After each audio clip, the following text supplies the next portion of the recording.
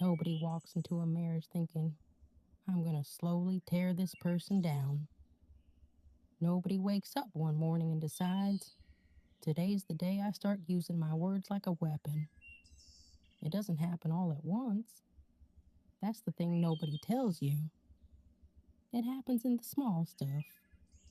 The eye roll, the heavy sigh, the comment about dinner that wasn't quite a compliment, the correction in front of the kids, the joke that was really just an insult wearing a punchline as a costume.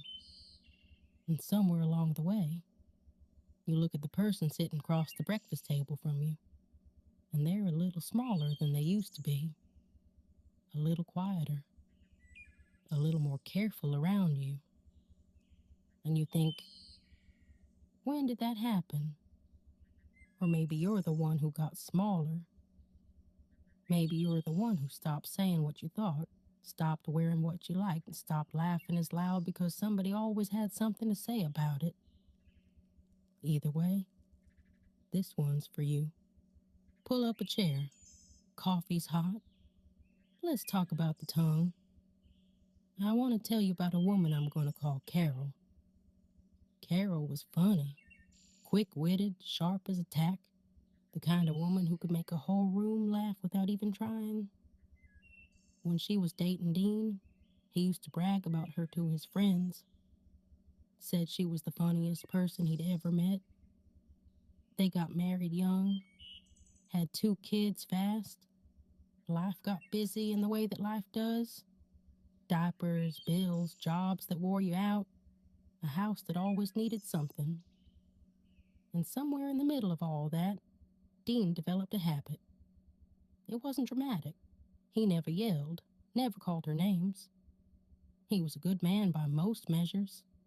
Showed up, worked hard, loved his kids. But there was something in the way he talked to her. That's not how you do it. Said with a little edge when she loaded the dishwasher wrong. You always do this. Said when she forgot an appointment. Did you really need to say that? Said after she told the stories at dinner that made the kids laugh but apparently went on too long. Just little things, little corrections, little sighs, little looks. Carol started editing herself. She'd think of something to say and then think, is it worth it? And more she decided it wasn't. She stopped telling long stories, stopped making big plans, stopped sharing the ideas she used to light up talking about. One day her sister came to visit and said, Carol, you seem quieter than you used to be. And Carol just said, oh, I'm just tired. But it wasn't tired. It was something else. It was the slow erosion of a person. Not from one big storm, but from 1,000 little drops of water on the same rock every single day.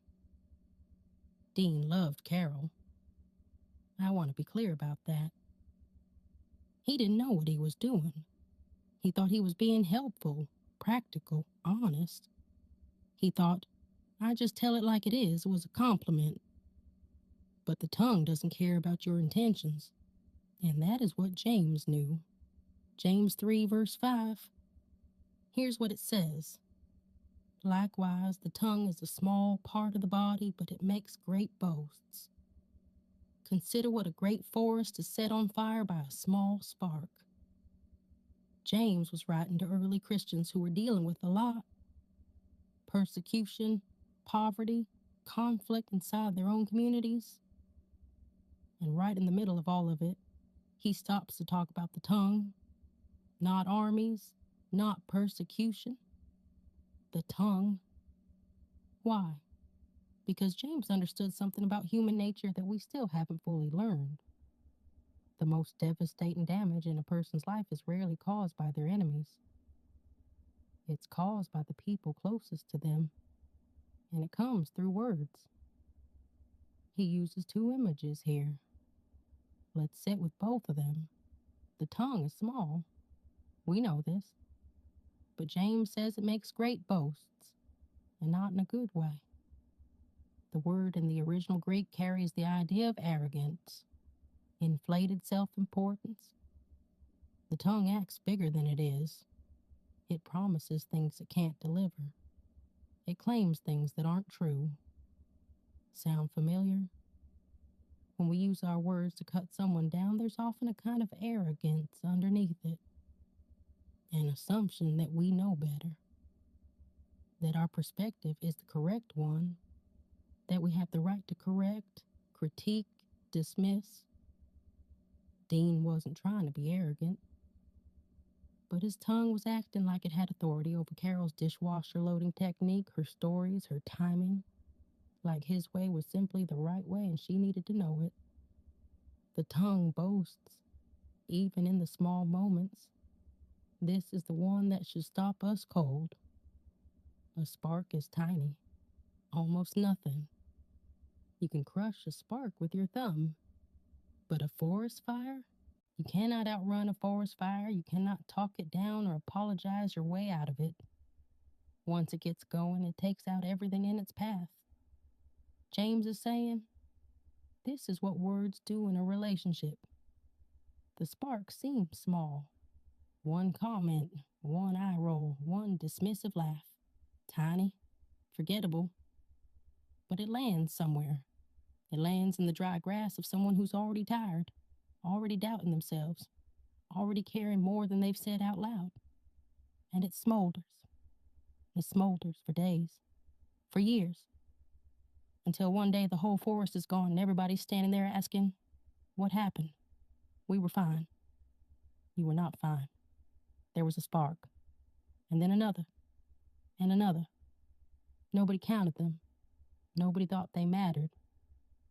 But the forest kept burning. I want to be honest with you here because that's what we do on this porch. This works both ways. I've been talking about Dean, but Carol has a version too. We all do. We all have a way of using our words that we tell ourselves is just being real or keeping it honest or not being fake. But here's what I've learned. Being honest and being kind are not opposites. And using truth as a weapon is still using a weapon. The tongue can destroy in two directions. This is Dean's pattern. Constant correction. Small criticisms delivered as facts. Just being helpful. Just saying what I see. If this is you, and some of you know it's you, I'm not here to shame you. But I am here to ask you a question. What is the cumulative effect of your words on the person you love? Not just today, over time. Are they more themselves around you, or less? That answer matters more than whether you were technically right about the dishwasher. The silence that says everything. Some of us don't use too many words. We use too few. The silent treatment. The cold shoulder. The one-word answers that are not actually answers. Silence can be just as corrosive as criticism. When someone reaches out to you, even imperfectly, even in a way that's annoying, and you shut the door, you are still throwing a spark. The forest doesn't care whether it was lit by a word or a silence. It burns either way. The harder question. Here's what I really want you to sit with today. If the people who love you most had to describe what it feels like to be talked to by you, what would they say? Not what you intend, not what you mean. What does it feel like on the receiving end? James, 3:5 isn't just a warning about big dramatic blow-ups. It's a warning about the accumulation of small sparks. The pattern, the habit, the default mode of our tongue when we're tired, frustrated, or just not paying attention. I'm not going to leave you with just a problem. That's not what the porch is for. James 3:5 is a warning, yes. But the whole book of James is about practical faith, about what we actually do. So let's talk about that. 1. Start paying attention. You cannot change what you do not notice. For the next week, just pay attention to your words in your marriage. Not to fix anything yet, just to see how many corrections, how many sighs, how many times do you shut down a conversation before it starts. You might be surprised. Most of us are. 2. Ask instead of state, Dean said. That's not how you do it. What if he'd said, hey, does it matter which way the cups face? Same information, completely different fire risk, questions invite, statements closed. When you're tempted to correct, try asking instead. 3. Say the thing you keep not saying. If you're Carol, if you've gone quiet, if you've been editing yourself, there's usually something true underneath that you've stopped saying because it costs too much. That silence isn't protecting your marriage, it's protecting you from a conversation that might be hard. Those are different things. Find a way to say the thing, not in anger, not as an explosion, but say it. 4. Bring it to God. James 3 doesn't end at verse 5. The whole chapter leads somewhere to the wisdom that comes from above, which James says is pure, peace, love, and gentle, open to reason.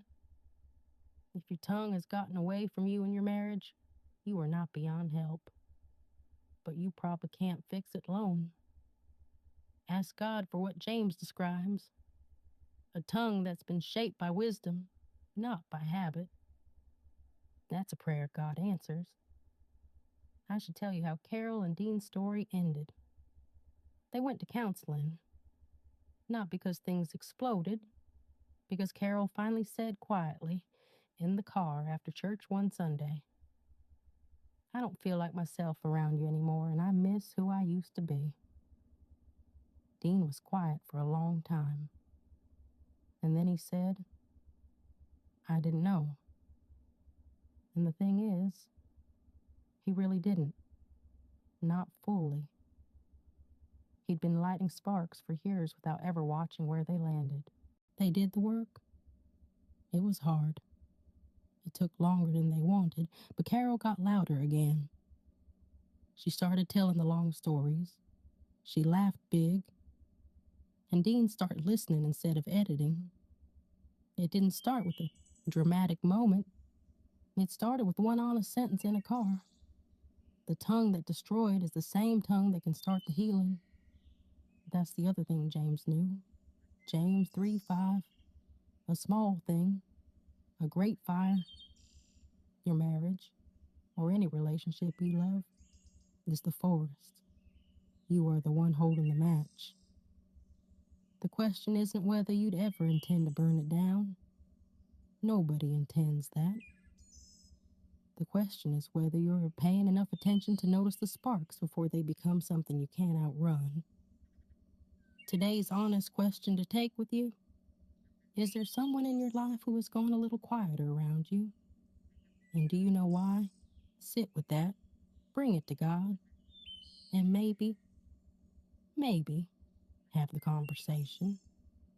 That's Honest Judy's Porch Pulpit for this Sunday. If this hit home, share it with somebody who needs it. Leave a review if you've got a minute, and come back next Sunday. We'll be right here. Coffee's always hot. Porch swing's always open. Take care of yourselves. God's got the rest.